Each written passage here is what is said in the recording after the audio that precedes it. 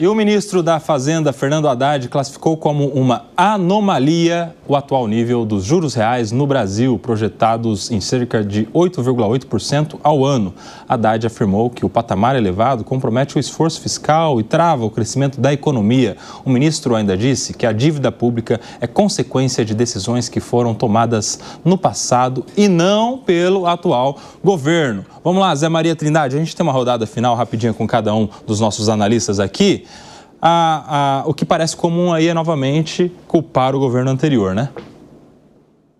Mas está um pouco demais, né? Está longe, já passou da metade do governo culpar o governo passado.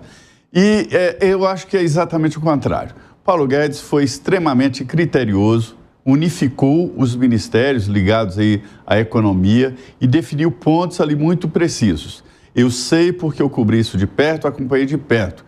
Entregou, por exemplo, setores para a redução do tamanho do Estado, a privatização, pessoas que trabalharam duro. Eu lembro do Afif Domingos comandando uma área muito importante do governo para simplificar o governo, colocou o governo digital e principalmente tirando esse entrave do governo de investimentos, e o Afif Domingos fez um grande trabalho aqui, inclusive facilitando essa área de privatização. Então, pelo contrário, o Paulo Guedes entregou um país melhor economicamente, muito mais fácil de lidar, inclusive houve represamento de altos salários no governo Bolsonaro, a demissão de muitos funcionários que não trabalhavam, que não tinham absolutamente nenhuma função. Então, eu acho que é exatamente o contrário. Foi entregue um país em melhores condições.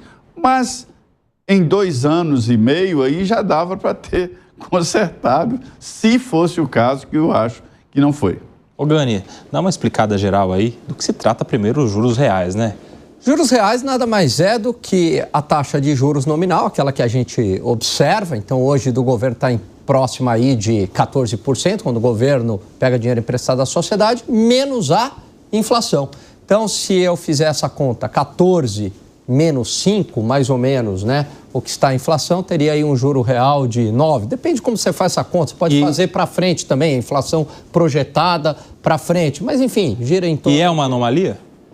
Não, não digo que é uma anomalia, é uma consequência de um governo extremamente gastador. O governo gasta muito, não consegue fechar a sua conta, e aí o que ele faz, Koba? Ele pega dinheiro emprestado. E aí vai aumentando o tamanho do Estado, vai aumentando essa dívida. Se a dívida vai aumentando, o que acontece? Aumenta o risco de não pagamento. Aí o Koba, para emprestar dinheiro para o governo, fala o seguinte: opa, esse governo está mais arriscado para emprestar porque a dívida dele está muito alta. Eu vou cobrar mais juros. Então só tem um jeito de você reduzir a taxa de juros, é tendo responsabilidade fiscal. É assim que vale para o governo, para a empresa e para consumidores. Segre. Vou dar um exemplo prático com o que acontece no meu país de nascença e com a política econômica totalmente contrária à política que está tomando o governo do presidente Lula e a condução econômica do Fernando Haddad.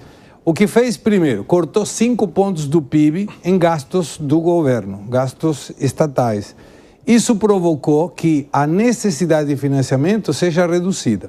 O governo arrecada, gasta, sobra dinheiro, superávit fiscal. Paga os juros da dívida, sobrou dinheiro, superávit nominal. Com esse dinheiro que sobra, ele pode fazer obras sem ter que se endividar, pode até ir pagando dívida efetiva, o capital, não o juro. Aí o risco diminui, fazendo o contraponto do que Alan mencionava, do que acontece aqui.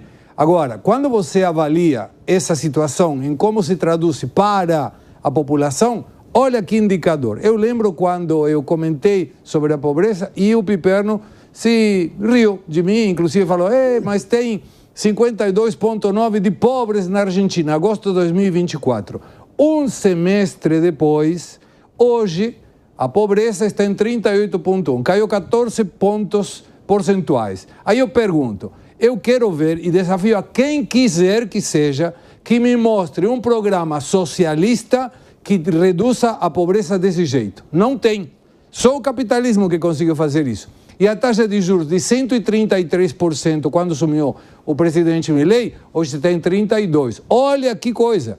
E passa a ser positiva hoje porque a inflação futura está diminuindo, o que Alan estava explicando. Então, qual seria a solução para que o Fernando Haddad não seja crítico dessa taxa de juros de um Banco Central colocado pelo PT, que aumenta a inflação? Então, aí diminui a taxa de juros real, porque a taxa de juros nominal não vai diminuir, não. Interessante que agora não é mais culpa do cidadão do Banco Central, né, o Piperno? Agora é culpa do governo anterior.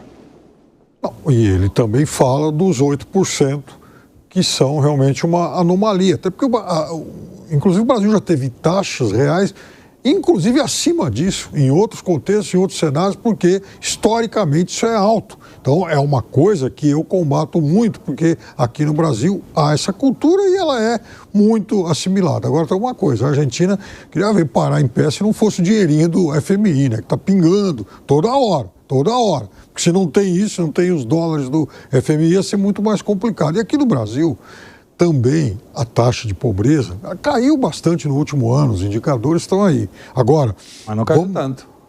Tinha caído muito tanto. Em 2023, é menor. Quer dizer, tomara que algum dia caia mais esses 14, porque aí vai praticamente zerar, né? Porque, felizmente, tem caído bastante. Agora, eu acho que a crítica aos juros reais, ela é muito pertinente, embora o presidente Lula tenha indicado boa parte dessa atual diretoria do Banco Central, ao que me consta, ele também não deu um cheque em branco para essa moçada ad eternum. Agora, me permita só um comentário muito rápido. Claro. A dívida é consequência das decisões do passado. Se eu não estou maluco, e eu sei que não estou, a dívida estava em 71,2 quando saiu o governo anterior. Hoje está em 76,5, chegou a 78 e diminuiu porque o Banco Central queimou reservas, 30 milhões no final do ano. Pô, como a dívida é consequência das decisões do passado? Quem fez crescer a dívida foi esse governo, não foi o governo anterior. Vamos combinar uma coisa aqui? Estruturais do passado também. Vamos combinar uma coisa aqui. Amanhã, eu prometo, a gente retoma esse debate. Se prepare, Fábio Piperno, se prepare, Gustavo Segré.